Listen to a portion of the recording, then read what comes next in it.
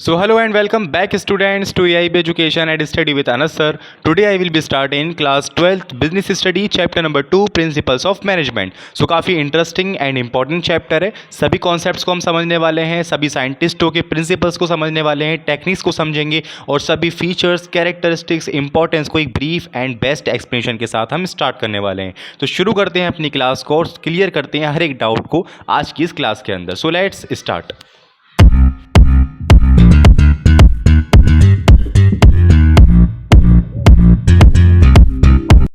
तो चलिए स्टूडेंट शुरू करते हैं अपनी क्लास को और समझते हैं प्रिंसिपल्स ऑफ मैनेजमेंट के कॉन्सेप्ट को। तो प्रिंसिपल ऑफ मैनेजमेंट के कॉन्सेप्ट के पढ़ने से पहले आप ये बात अपने माइंड में क्लियर कर लीजिए कि प्रिंसिपल ऑफ मैनेजमेंट का आखिर मतलब क्या है। तो देखिए, प्रिंसिपल का मतलब होता है एज अ जनरल गाइडलाइन, यानी कि गाइडलाइन है जिसके जरिए हम अपने काम को करते हैं और अपने गोल को अचीव करते हैं सिस्टमेटिकली। यानी कि हमें बताता है कि हमें किस तरीके से अपने ऑर्गेनाइजेशन के अंदर काम करना चाहिए, क्या रिलेशन मेंटेन करना चाहिए और किस तरीके से अपनी रिसोर्सेज का यूज़ करना चाहिए। ये एक जनरल गाइडलाइन है और ये भी साइंटिस्टों ने ही बनाई है, यानी इंसानों ने ही बनाई है। और ये फ्लेक्सिबिलिटी होती है, यानी कि अगर आप नहीं चाहते किसी प्रिंसिपल का यूज़ करना तो मत कीजिए। ये कोई एक तरह से बंदिश प्रोवाइड नहीं करता किसी भी पर्सन के ऊपर, किसी भी बिजनेस के ऊपर। अगर आप यूज़ करते हैं तो वेल एंड गुड, नहीं करते तो कोई बात नहीं। तो देखिए, the principle of management is the fundamental guideline for decision making and behaviour of manager and provide a framework of effective planning, organising, staffing, directing and controlling of organizational resources to achieve specific goal and objective and continuous improvement also. So basically इस definition के अंदर हमें यही clear कर रखा है कि principle of management एक फंडामेंटल गाइडलाइन है जो कि हमें प्रोवाइड करती है कि आखिर हम किस तरीके से अपना डिसीजन मेक कर सकते हैं, हम अपने मैनेजर्स के बीच में रिलेशन क्या मेंटेन कर सकते हैं, एक फ्रेमवर्क हम किस तरीके से प्रोवाइड करें, एक बेसिकली अपनी फंक्शंस ऑफ मैनेजमेंट यानी प्रोसेस ऑफ मैनेजमेंट जो होते हैं हमारे, planning, organising, staffing, directing and controlling, इनको इफेक्टिवली डिज़ाइन करने के लिए प्रिंसिपल्स की नीड बहुत ज़्यादा होती है। ये आप ध्यान रखिएगा कि जो हम पढ़कर आए हैं चैप्टर नंबर 1 के अंदर, फंक्शंस एंड प्रिंसिपल, फंक्शंस या प्रोसेस ऑफ मैनेजमेंट, तो ये क्या होते हैं बेसिकली, प्लान बनाना, उसको ऑर्गेनाइज कर देना, फिर स्टाफिंग करना, डायरेक्टिंग करना and last one is controlling करना। तो इन सभी कामों के अंदर प्रिंसिपल्स काफ़ी ज़्यादा इंपॉर्टेंट होते हैं और इनको डिज़ाइन करने के लिए हमें प्रिंसिपल की नीड होती ही है। सो बेसिकली यहाँ बता रखा है कि इनको इफेक्टिवली काम में लाने के लिए प्रिंसिपल्स हमें यूज करने पड़ते हैं। तो देखो, principle of management is universal which is equally applicable in all business and non business activity. तो देखो, अगर मैं बात करूं कि सिर्फ प्रिंसिपल्स ऑफ मैनेजमेंट हम बिजनेस एक्टिविटी के लिए यूज कर सकते हैं, तो इसका जवाब है नहीं। देखो, प्रिंसिपल ऑफ मैनेजमेंट जो है वो किसी बिजनेस के लिए, किसी स्पेसिफिक पर्टिकुलर टास्क के लिए नहीं बनाए गए, ये सभी के लिए हो सकते हैं, ये यूनिवर्सल है। आप बिजनेस एक्टिविटी में यूज कीजिए, नॉन बिजनेस एक्टिविटी में यूज कीजिए, स्मॉल एंटरप्राइज में कीजिए, लार्ज में कीजिए, non profit organisation, profit organisation, as well as. कहने का मतलब ये, किसी भी चीज के अंदर आप प्रिंसिपल ऑफ मैनेजमेंट का यूज कर सकते हैं अपने काम को सिस्टमेटिकली बनाने के लिए। अब यहां पे क्योटो आपको शो हो रहा होगा, a manager needs function of management और needs and to perform functions of management principles of management। देखो, इसका मतलब ये निकलता है कि मैनेजर्स को नीड होती है फंक्शंस ऑफ मैनेजमेंट की, यानी प्रोसेस ऑफ मैनेजमेंट की। प्रोसेस ऑफ मैनेजमेंट यानी कि planning, organising, staffing, directing and controlling, और यहीं पर इन सारे फंक्शंस को नीड होती है प्रिंसिपल्स की, तभी ये इफेक्टिवली डिजाइन हो पाते हैं। तो अल्टीमेटली मेन जो इंपॉर्टेंट थिंग है वो क्या है, प्रिंसिपल है। प्रिंसिपल से हमारे फंक्शंस ऑफ मैनेजमेंट निकल रहे हैं। सो होपफुली आपको कॉन्सेप्ट समझ में आ गया होगा कि प्रिंसिपल्स होते क्या हैं। अब हम बढ़ते हैं इसके फीचर्स की तरफ। तो features of principal of management आपको वन बाय वन सभी शो हो रहे होंगे, उनकी डेफिनेशंस भी हो रही होंगी। तो देखो, डेफिनेशन के साथ पढ़ते हैं। पहला हमारे पास आता है जनरल गाइडलाइन, जो कि मैंने आपसे बार बार कहा है अभी कि प्रिंसिपल ओनली जनरल गाइडलाइन ही है, यानी कि जिसका हम यूज करके अपने काम को इफेक्टिवली विद इफिशियंसी के साथ कर सकते हैं और गोल अचीव भी, अपने ऑब्जेक्ट्स को अचीव कर सकते हैं। तो देखो, principle is a general guideline. The principle of management do not provide any readymade solution to all manager problems rather than principle of management is general guideline to action. यानी कि principle of management का मतलब ये नहीं है कि वो आपको रेडीमेड सॉल्यूशन दे रहा है हर एक प्रॉब्लम का। ये सिर्फ और सिर्फ जनरल गाइडलाइन है जिसको समझकर हम अपने काम को अप्लाई कर सकते हैं, जिसके जरिए हमें कोई सॉल्यूशन प्रोवाइड होगा, देन आफ्टर हम आगे ग्रोथ कर पाएंगे। तो ये कोई रेडीमेड सॉल्यूशन सॉल्यूशन प्रोवाइड नहीं करता हर एक मैनेजमेंट की प्रॉब्लम के लिए या हर एक मैनेजर की प्रॉब्लम के लिए, ये आप ध्यान रखिएगा। फिर आता है flexible, they are flexible and the manager have discretion of modified them as per the demand and situation. The principle of management do not regulating and specifying business, and the business principle of management are not the static guideline which are have to follow absolutely। यानी जैसे मैंने अभी आपको starting में बताया कि principle of management ऐसा नहीं है कि आपको फॉलो करने हैं तभी आपका बिजनेस चलेगा, ऐसा नहीं होता। ये जनरल गाइडलाइन होती है, अगर आपका मन कर रहा है अपने काम को सिस्टमेटिक करने का, सो आप इसका यूज किया, अदरवाइज नहीं कीजिए। और यहां पर अगर मैं बोलूं कि प्रिंसिपल ऑफ मैनेजमेंट में फॉर एग्जांपल ये था कि ऑथोरिटी एंड रिस्पॉन्सिबिलिटी का रिलेशन बना के रखना है हमें अपने ऑल मैनेजर्स के बीच में, ऑल वर्कर्स के बीच में। सो अगर आप इसको थोड़ा सा मॉडिफाइड करना चाहते हैं तो आप कर सकते हैं। तो इसका आंसर है यस, आप बिल्कुल कर सकते हैं, क्योंकि प्रिंसिपल ऑफ मैनेजमेंट फ्लेक्सिबल होते हैं, ये कोई कठोर नहीं होते, ये आप ध्यान रखिएगा। अब बढ़ते हैं नेक्स्ट पे। नेक्स्ट हमसे पूछ रहा है यूनिवर्सल एप्लीकेबिलिटी। ये तो हमें जानते हैं, हमने पढ़ लिया डेफिनेशन के अंदर कि ये यूनिवर्सल एप्लीकेबल होते हैं, इनको सभी यूज कर सकते हैं, business activities, non business activity, small large, profit, non profit, सभी। अब फोर्थ पे mainly behaviour, the principle of management aim at influencing human behaviour, meaning they consider the needs, motivation and behaviour of individual and teams. So basically इसका मतलब ये है कि principle of management का aim ये होता है कि वो इन्फ्लुएंस कर सके ह्यूमन बिहेवियर को।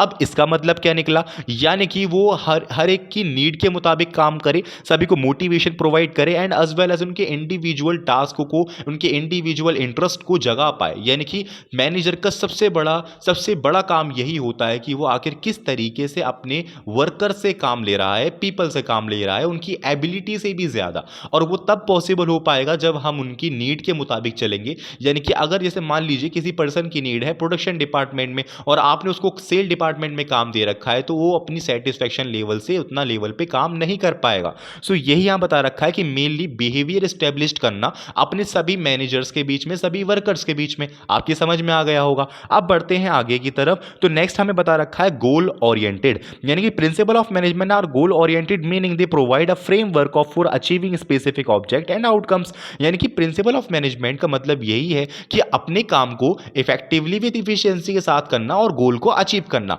ये बेसिकली जो हमारे वेस्टफुल एक्टिविटीज होती हैं, वेस्टफुल मनी ऑफ फ्लो होता है, उन सभी को रोकता है। क्योंकि यहाँ पे हम किस तरीके से अपनी सभी रिसोर्सेज का यूज करना है, optimum utilisation of all resources करनी है, वो हम पहले ही डिजाइन कर लेते हैं। क्योंकि प्रिंसिपल्स ऑफ मैनेजमेंट बनते किसके क्या क्रिएट करते हैं, फंक्शंस ऑफ मैनेजमेंट, यानी planning, organising, staffing, directing etcetera. तो ये हमारा क्या करते हैं, ये बेसिकली काम करते हैं आगे की तरफ। तो बेसिकली कहने का मतलब यह है कि प्रिंसिपल ऑफ मैनेजमेंट एक गोल ओरिएंटेड प्रोसेस है। आगे बढ़ते हैं नेक्स्ट पे तरफ। देखो बेस्ड ऑन एक्सपीरियंस, यानी कि ऐसा नहीं है कि आप भी कोई प्रिंसिपल क्रिएट कर सकते हैं, ये एक एक्सपीरियंस बेस्ड वर्क होता है। यानी कि जिसने कई साल काम कर रखा हो बिजनेस के अंदर एंड एज वेल एज बहुत सारे एक्सपीरियंस गेन कर रखे हों, इसको वही लोग एस्टेब्लिश कर सकते हैं। जैसे कि आगे हम साइंटिस्टों के बारे में पढ़ेंगे, दो साइंटिस्ट आते हैं हमारे पास, हेनरी फ्योल एंड एबडी टिलर, जिनके बारे में हम विस्तार में अभी पढ़ेंगे। तो देखो based on experience, principle of management are based on experience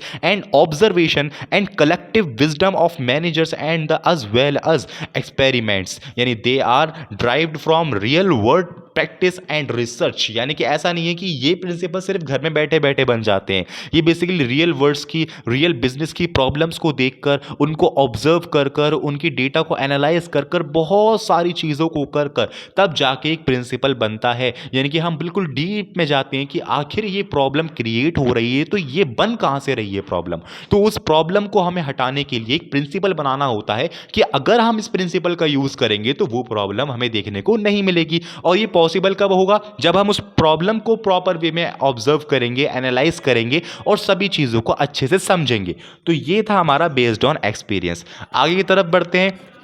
next आता है हमारे पास प्रोवाइड अ फ्रेमवर्क, यानी कि principle of management provide a structure approach to aid renewing complex challenge and they provide a framework for decision making. यानी कि basically अभी हमने पढ़कर आए हैं कि ये प्रिंसिपल ऑफ मैनेजमेंट क्या क्रिएट करते हैं, ये हमारे बेसिकली इफेक्टिवली एंड इफिशियंसी के साथ फंक्शंस ऑफ मैनेजमेंट क्रिएट करते हैं, जिसके द्वारा हमारा आगे का बिजनेस रन करता है। और बिजनेस आगे उनके द्वारा रन करता है तो क्या ज़रूरत होती है हमें कि पहले उनको ही हम अच्छे तरीके से डिजाइन करें। So as well as principle of management क्या कर रहा है, एक फ्रेमवर्क प्रोवाइड कर रहा है, और कैसे कर रहा है उसकी डेफिनेशन पढ़ लीजिए आप। Principle of management provide a structure approach to aid renewing complex challenge, यानी कि किस तरीके से आने वाले समय में हम कॉम्प्लेक्स चैलेंज को फेस करने वाले हैं, टेक्नोलॉजीज के अंदर जो चेंजेस आएंगे, पॉलिटिकल चेंजेस आएंगे, उन सभी को मद्देनजर रखते हुए हम सभी चीजों को सोचते हुए एक प्रिंसिपल क्रिएट होता है जो कि हमें फ्रेमवर्क प्रोवाइड करता है अपने काम को और अपने डिसीजन को लेने के लिए। सो फाइनली स्टूडेंट्स, होपफुली आपको सभी चीजें क्लियर होती आई होंगी मेरे साथ।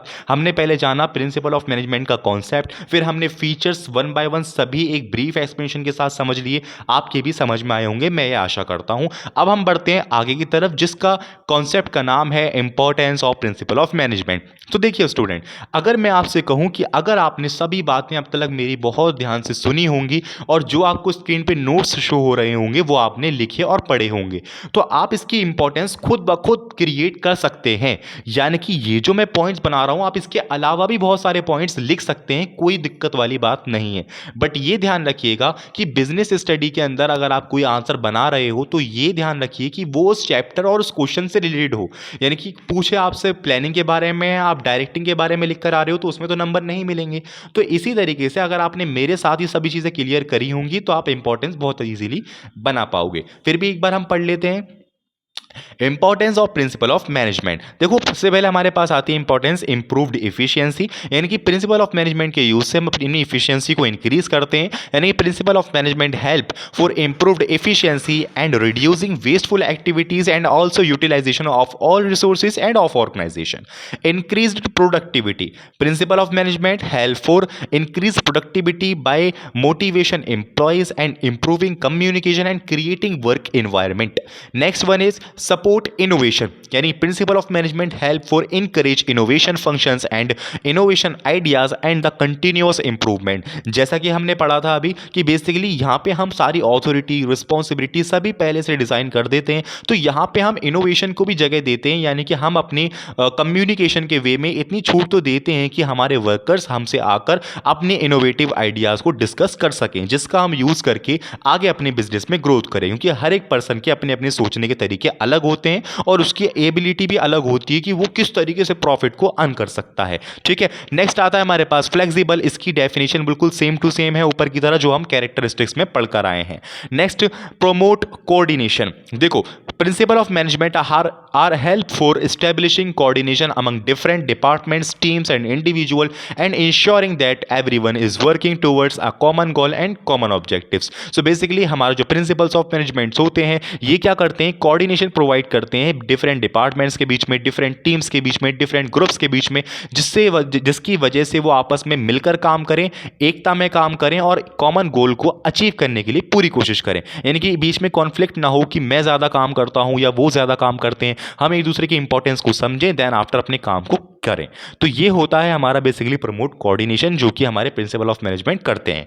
नेक्स्ट आता है हमारे पास साइंटिफिक डिसीजन। देखो, principle of management are help in thoughtful decision making, data analysing and logical recording to select the best course of action from available alternative, they approaching systematically and evidence based. यानी कि ये हमारा कोई rule of thumb नहीं है, यानी कि हम कोई ऐसा नहीं है कि रैंडमली कोई भी चीज़ उठाई और उस पर करने लग गए काम। ये एक एनालाइजिंग वर्क होता है जो हम बहुत टाइम बाद इफेक्टिवली एनालाइज करते हैं, देन आफ्टर हम साइंटिफिक डिसीजन द्वारा, इन सिस्टमेटिक द्वारा अपने सभी कामों को परफॉर्म करते हैं। हम देखते हैं कि आगे चल के हमें क्या अपॉर्चुनिटी मिल सकती है, किन अपॉर्चुनिटीज़ पे हमें काम करना है, या फिर आगे चलकर क्या चेंजेस आ सकते हैं, उसके मुताबिक अपनी चीज़ों को डिज़ाइन करना है। ये एक साइंटिफिक डिसीजन है। कोई भी प्रिंसिपल कोई ऐसा ही क्रिएट नहीं हो पाता। हमने फीचर्स में पढ़ा ना कि ये बेस्ड ऑन एक्सपीरियंस है, ये बहुत बेस्ड एक्सपीरियंस लेने के बाद ही कोई क्रिएट कर सकता है। सो साइंटिफिक डिसीजन इसके अंदर हमारा बना रहता है। फिर हमारे पास लास्ट में आता है develop leadership. They help develop leadership skills, enabling managers to inspire, motivates and guide their team. Principle of management help to develop leadership skill. So basically last में हमारा यही आता है कि प्रिंसिपल्स ऑफ मैनेजमेंट एक मैनेजर्स के अंदर develop करते हैं लीडरशिप स्किल को, कि आखिर किस तरीके से हमें अपने वर्कर्स को मोटिवेट करना है, उनसे काम लेना है, उनके बीच में किस तरीके से रिपोर्टिंग रिलेशन बनना है और भी बहुत कुछ। सो बेसिकली ये था स्टूडेंट्स हमारा बेसिक्स प्रिंसिपल्स ऑफ मैनेजमेंट, जिसके अंदर हमने जाना कि प्रिंसिपल ऑफ मैनेजमेंट की डेफिनेशन डेफिनेशन क्या है, कॉन्सेप्ट्स क्या हैं, फीचर्स क्या हैं, इंपॉर्टेंस क्या है। सो होपफुली आपने मेरे साथ साथ यहाँ तक बने रहे होंगे तो आपने सभी चीज़ें अच्छे से क्लियर करी होंगी और सभी चीज़ों को नोट डाउन भी किया होगा। सो अब आपने सभी चीज़ें समझ गई हैं, सब चीज़ें अच्छे से जान भी गए हैं। अब आपको क्या करना है, सिर्फ एक बार इन सभी नोट्सों को जो आपने क्रिएट किए मेरे साथ साथ इनको लिख लेना है और एक बार पढ़ लेना है। मिलते हैं नेक्स्ट क्लास के अंदर और कवर करेंगे अब हम दो अलग अलग साइंटिस्टों की टेक्निक्स के बारे में, प्रिंसिपल्स के बारे में, जो कि उन्होंने हमें दिए हैं कि इनके द्वारा अगर हम काम करेंगे तो अपने काम को और अच्छे से कर सकते हैं। सो मिलते हैं नेक्स्ट क्लास के अंदर स्टूडेंट्स। कहीं भी कोई डाउट रह गया हो आपका किसी भी कॉन्सेप्ट में, किसी भी पॉइंट में, तो आप मुझे कमेंट सेक्शन के अंदर जरूर बताएं। एज वेल एज हम मिलेंगे नेक्स्ट क्लास के अंदर। कोई भी डाउट हो आप जरूर बताएं। Thank you.